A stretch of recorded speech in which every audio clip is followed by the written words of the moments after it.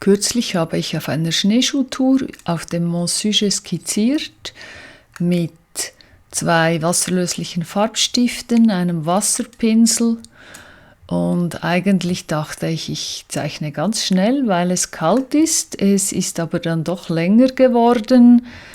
In diesem Video zeige ich, wie die Skizze entstanden ist, von Anfang bis Ende, und ich erkläre auch ein paar Dinge dazu. Die Aussicht ist rundum so schön, dass ich einen Ausschnitt mit den Händen suche. Ich mache ein Rechteck mit den Daumen und Zeigfingern von beiden Händen. Wenn ich möchte, dass alles Platz hat auf der Seite, dann mache ich einen Dry Run. Das heißt, ich zeichne so die groben Formen von dem, was ich zeichnen möchte, mit dem Finger aufs Papier. Dann weiß ich nachher etwa, was, wo, wie groß hinpasst. Hier beginne ich jetzt mit dem Horizont als Kontur.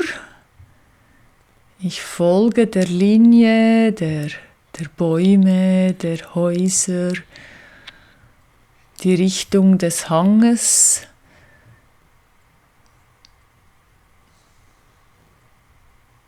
Ich ergänze, was da wichtig erscheint, zwischendurch. Und jetzt folge ich einfach so dem, was ich sehe, was mir wichtig erscheint. Ich folge der Bewegung der Bäume. Ich schaue hier ins Gegenlicht. Also später muss ich dann noch sehr viel mehr dunkle Farbe darüber setzen. Aber jetzt bin ich hinten bei den Bergen am Horizont und die Oberfläche vom Nebelmeer. Leider habe ich kein Foto gemacht, deshalb kann ich nicht zeigen, wie es in Wirklichkeit, also wie es fotorealistisch aussieht.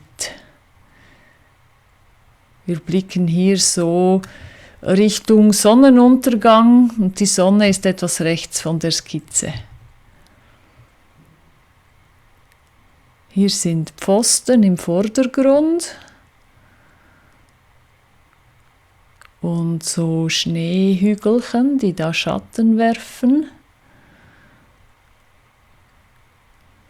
Und die großen Pfosten im Vordergrund und die Bäume und die Berge im Hintergrund schaffen so die Tiefe. Auch die kleineren Pfosten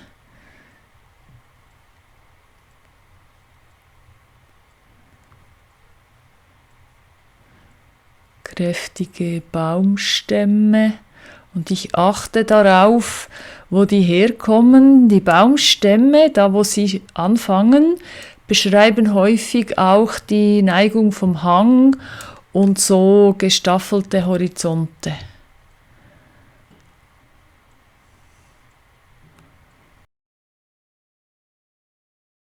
Also ich fülle da mal in die Skizze ein, einfach was mir nach und nach auffällt. Hier bin ich noch bei den Linien, später mache ich dann die Fläche so dunkel, wie sie sein muss. Hier fülle ich die Dunkelheit in die Berge. Hier kommt Dunkel in den Vordergrund, das ist alles so dunkel im Gegenlicht.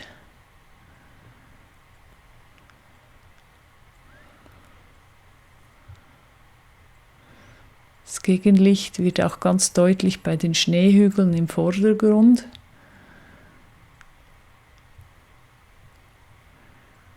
Und hier muss ich mal einfach viel Pigment aufs Papier bringen, dass, wenn ich das dann vermale, dass ich wirklich eine dunkle Fläche bekomme. Und die Feinheiten, wie der Hang gestaffelt ist, die hole ich dann mit noch einer Schicht später heraus. Also ich habe das etwas unterschätzt, wie lang das geht. Die ganze Skizze ging etwa 10 Minuten. Ich wollte eigentlich quasi ein Haiku-Sketch machen, also vielleicht 1 Minute oder 1,5 Minuten. Aber es war so schön. Und es war auch nicht so kalt, wie ich dachte. Hier kommen so die Baumwipfel über den Horizont und die Häuser, die da auf dem Hügel oben stehen. Wieder deutlichere Baumstämme. Und das Dunkle im Vordergrund gegenüber den hellen Bergen im Hintergrund, das schafft auch Tiefe.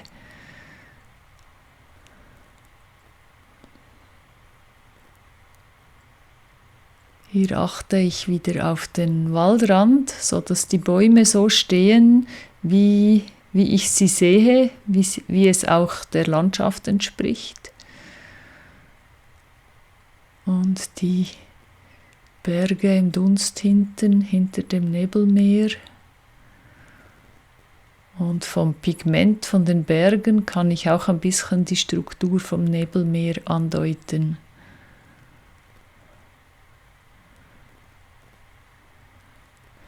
Hier achte ich auf den Verlauf des Hügels und male die Flächen der Häuser einzeln.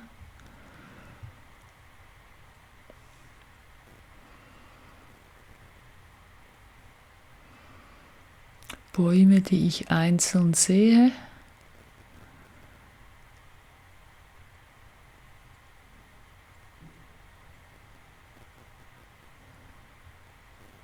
Ich schaue immer wieder hin und her zwischen dem, was ich sehe und dem, was da auf dem Blatt entsteht.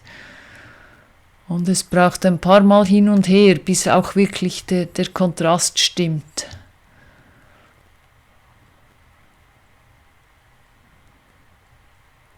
Hier könnte ich eigentlich aufhören, aber etwas hat noch nicht gestimmt.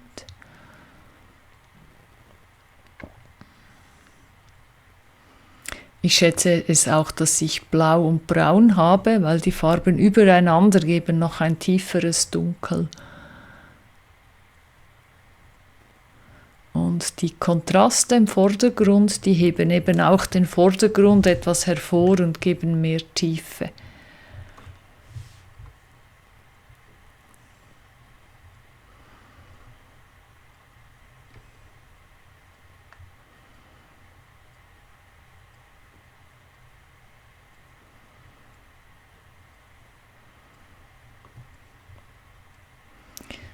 Zwischendurch vermale ich. Das Vermalen, das gibt einerseits Zwischentöne, andererseits kommt auch die Farbe dunkler, weil die Pigmente dann auch in den Vertiefungen sitzen. Hier habe ich direkt vom Stift ein bisschen Blau genommen für den Himmel, weil ich da keine Linien drin möchte.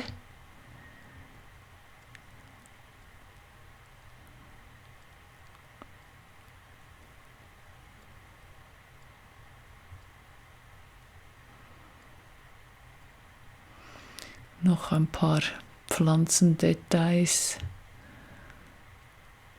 Ich schaue wirklich, wo sie herkommen, wo sie wachsen. Ich folge der Bewegung, wie sie wachsen.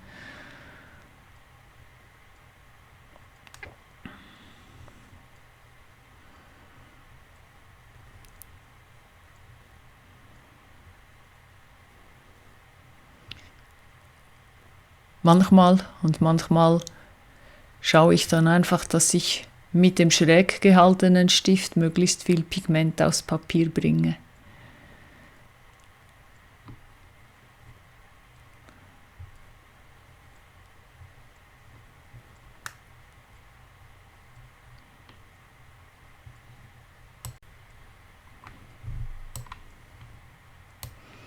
Noch mehr Dunkel für die Bäume im Vordergrund. Oder im Mittelgrund, vorne sind ja die Pfosten.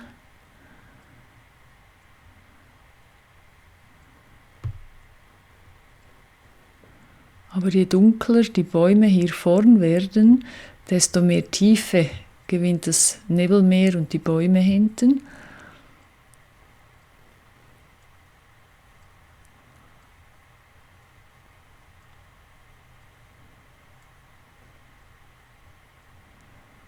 Ja, hier arbeite ich einfach lange, bis da genug Pigment auf dem Papier ist.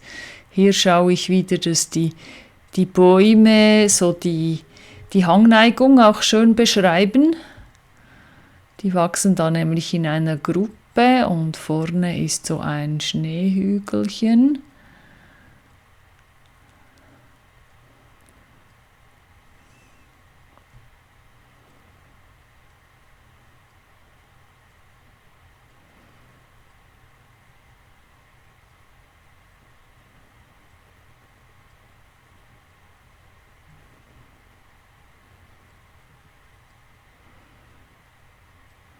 Hier noch ein paar Hausdetails. Es hatte 2 Häuser da am Horizont, die man aber nur ganz knapp durch die Bäume gesehen hat.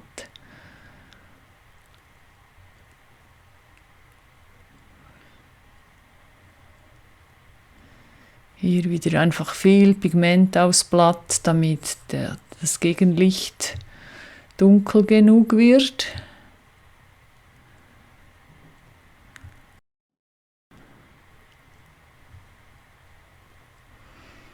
Und weil ich weiß, dass ich nachher vermale, kann ich da einfach großzügig mit dem schrägen Spitz darüber malen.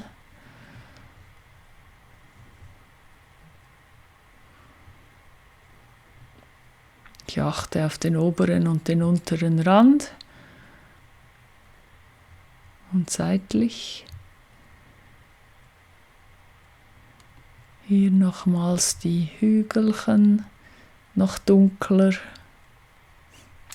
Und jetzt müssen wir weitergehen, damit wir den Sonnenuntergang auf dem Gipfel des Mont Sujet nicht verpassen. Ich glaube, jetzt müssen wir den einfach gehen, sonst verpassen wir das. Wenn dir das Video gefallen hat, freue ich mich über einen Daumen hoch, über Kommentare, Fragen und über Abos. Und wenn du mehr Videos sehen möchtest, wie ich zeichne, findest du in dieser Playlist noch mehr. Und hier sind verschiedene Tutorials für Urban Sketching, also draußen zeichnen nach Beobachtung.